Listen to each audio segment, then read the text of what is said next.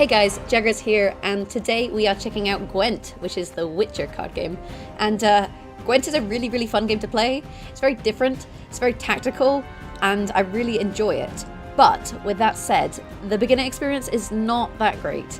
And so today I have a deck for you guys that I used to get those first few wins and grind those out and start to earn rewards and earn packs so that I could get started in the game. And that is this deck here, the Dank Deck 2. Clearly I had a Dank Deck 1 to begin with, but this is basically the deck I used to try and earn some cards to get started and try to be more competitive and have some more interesting combinations of cards that you could play. And basically I just played this deck loads for the first few hours of the game until I had enough wins that I could start to put in more interesting cards. And you can tell this because it only contains one gold card, and this is the gold card that you get when you start the game. Now, decks can contain up to 4 gold cards, and this deck similarly only has 4 silver cards in it, but decks can in fact include up to 6. And these are all the silver cards that you start the game with. These are the free silver cards. So you can see that it's a very cheap, very basic deck. One thing I will complain about is that when you start playing Gwent, for some reason, even though you can have 3 of bronze cards in a deck, so 3 of the same bronze card, the game only gives you 2. So, you know, for example, you only have 2 foglets, so you have to make one of them. You only have 2 wild hunt riders, you have to make one of them. Saying that, this is still a very cheap deck to make. So even if, you know, you just get a couple games out, get a little bit of scrap, these are, you know, relatively common cards to make. They're very cheap cards to craft. And once you've got these cards, you know, this is a fairly good starting deck, I would say. So the whole point of this deck you see here is to basically use weather to beat your opponent.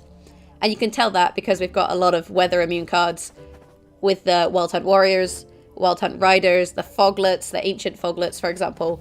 So we're going to try and use weather in the front 2 rows to try and get an edge on our opponent. If you don't draw our weather, you know, we do have like Fiends, which are generally strong cards. They have like 8 strength. So these are the cards we would be using on turns that we're not playing weather. We also have, you know, Commander's Horn, which basically you toot and you double the strength of a row. We have a Frost to apply in the front row. We have Fogs, you know, 2 of them to apply in the second row. And the Foglets get drawn out by playing the Fog, even if they're in the graveyard. So if you have double Fog, that guarantees you can draw your Foglets. Adrenaline Rush keeps you a card on the battlefield until the next round. Scorch removes the strongest unit on the battlefield. Now, new players beware. If your unit is the strongest unit on the battlefield, this will destroy your unit. You know, it's not like I've got like a 10 strength and they've got an 8 strength. I'll play this to kill that 8 strength. Nope, you will lose your 10 strength. Lightning Potion adds 4 strength to all instances of the same card you have on its side. So if you have 3 Foglets or 3 Wild Hunt Riders out, you can Lightning Potion and buff all 3 of them, so then that increases the value of the Lightning Potion. The thing to be aware of also is with the Wild Hunt Rider, if you play 1, it plays all of the ones from your deck, so it's really easy to get all 3 out. Then we have 2 Lacerates here, just for counterplay against your opponent. So, without further ado, let's jump into a casual game, and I'll show you how this very basic deck hopefully can win. Nothing like a dwarf to get you out of a tight spot. Any last words? Okay, so as you'll have seen there, we're going up against the Scoia'tael, and it's a level 32 player, so it's a player that probably has a lot of good cards. Whereas, like I say, our deck is fairly mediocre, just because it's a very cheap deck. So, you know, in these kind of matchups, you're only really looking to win that 1 round. You don't necessarily need to win the game, because even by winning 1 round, you're making progress towards your daily quests and unlocking stuff. So you'll notice here, we have Biting Frost, Impenetrable Fog. Always mulligan the 1 health Foglets. We never want those in our hand. The other thing we never want is more than 1 Wild Hunt Rider, because the Wild Hunt Rider plays all of the other ones, so we don't need that. I think in this instance, we've actually got a bit too much weather. So potentially what we could do is just get rid of one of the Fogs and also get rid of the First Light.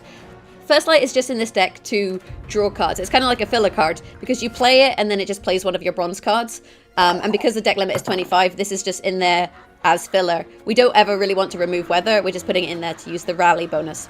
So we're going up against Bruverhoog. Bruverhoog lets you target draw a specific silver card. So, you know, he's probably got a strategy that requires very specific cards, and that's why he's picked Bruverhoog as the leader.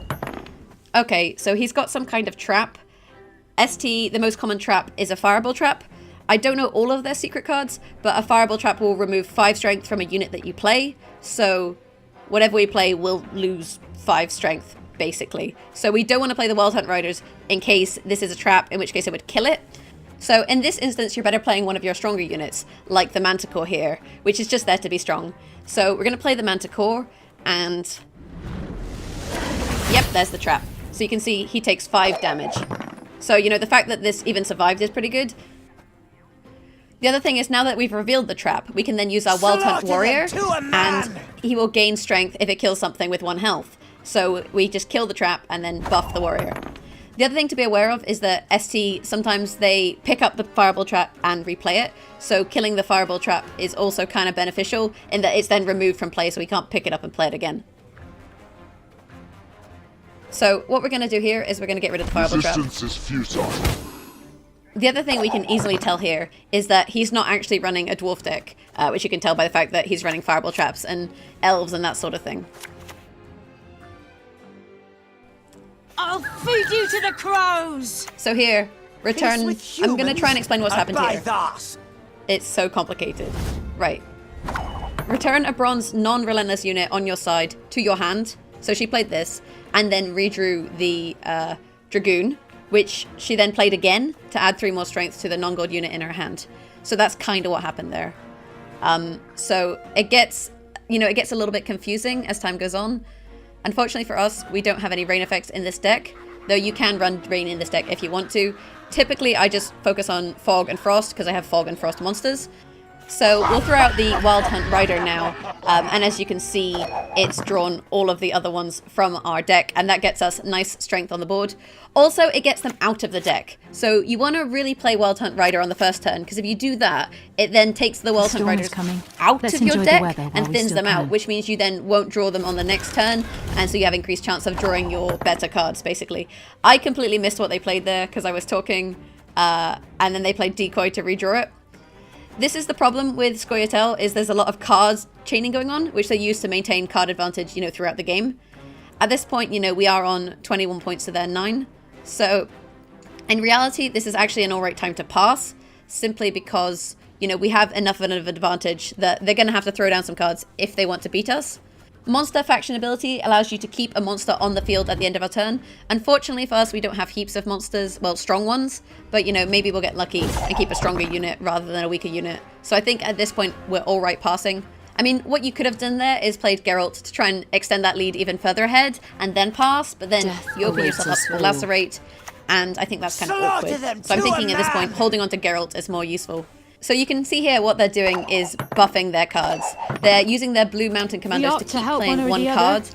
But this is quite a risky strategy, and the reason for that is because if I had cards which, you know, got better as time went on, for example, if I played a fog strategy that turn, she would have had a hard time. As it is though, you know, we have a 2-card advantage going into the second round, and we kept our strongest unit because RNGesus was smiling upon us today. Unfortunately for us, our draw is literally terrible. Like, this is literally the worst draw we could have gotten in this deck.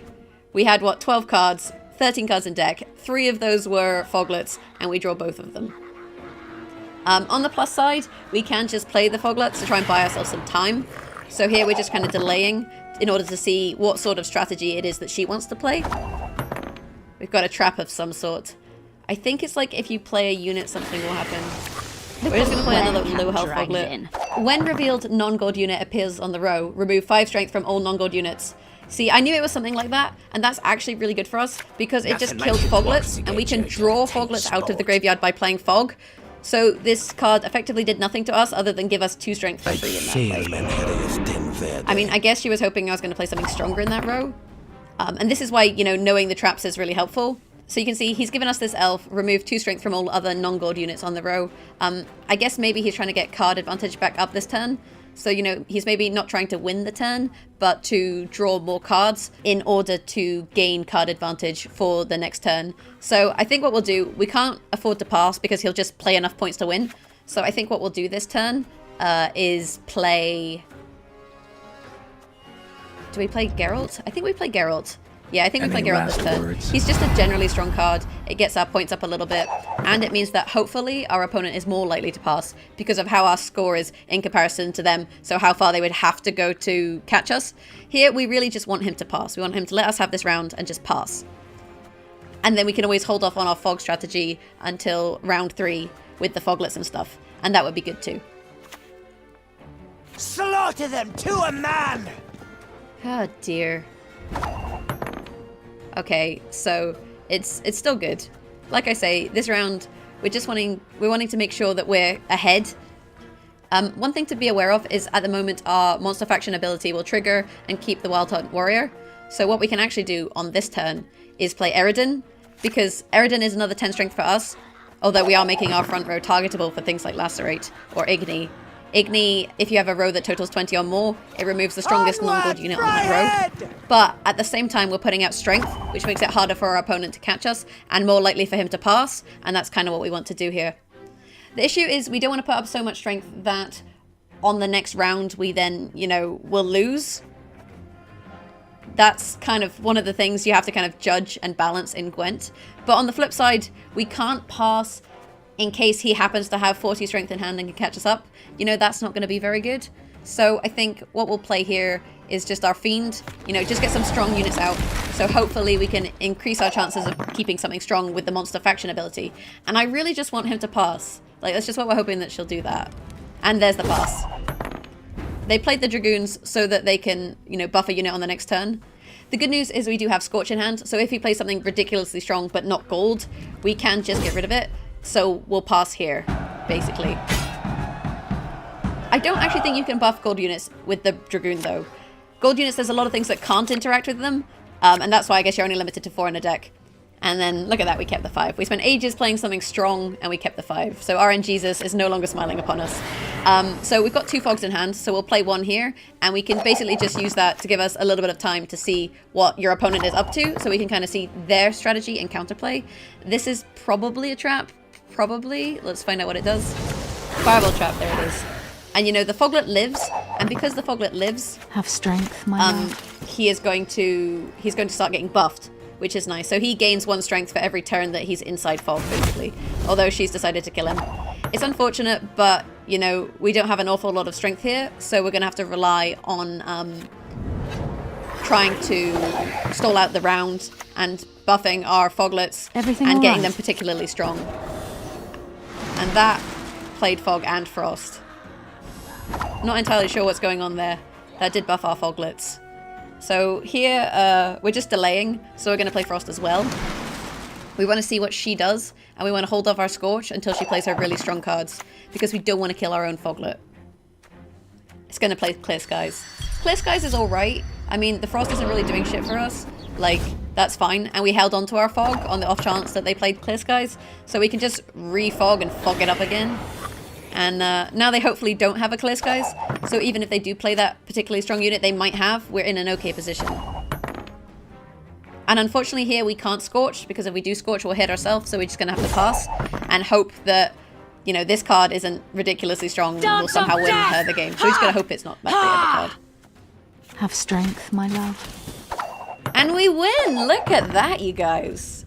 So this goes to show you that even with, a really kind of mediocre, weak deck, this is a really basic deck, but you can still beat people who have stronger cards, and that allows you to get those wins and get those rounds. You don't have to have the best cards if you understand how to play your deck and start to learn how to play against different kinds of opponents. So you can see here we got a good game from our opponent. We always send a good game to our opponent. So the reason I do this is because game theory dictates that if everyone sends good games, then everybody benefits the most. Ideally, what you should do is write down the names of every person who doesn't send a GG, and then if you encounter them again, then be spiteful and not send them a GG. It's called a tit for tat strategy. It's you send everyone GGs until you scorn me, and as soon as you scorn me, you get shit. Hell hath no fury like a woman scorned. And you can see here we made progress on our daily rewards. We got 2 rounds there, which is awesome. I think at this stage in the game when you're this new, you're really aiming for just 1 round in order to try and build up your collection, but we got 2, and then we managed to get 15 ore there, because you get rewards as you go through, and then when you get to 6 wins, you get 100, and you can buy a keg. And the game is pretty rewarding, to be honest, and this deck, this Fog and Frost basic weather deck, is what I used to get to the point where I then had more cards to play some more interesting stuff. Because once you've got, a little bit of scrap and a few kegs, you can actually start to play some of the more interesting strategies and some of the more interesting cards. But I do think Eridan and Weather is the best strategy for new players to start to try and get those wins. But yeah, this has been Gwent, and if you've enjoyed this video, you can always hit that thumbs up button, maybe subscribe to the channel. We'll have more Gwent videos in the future.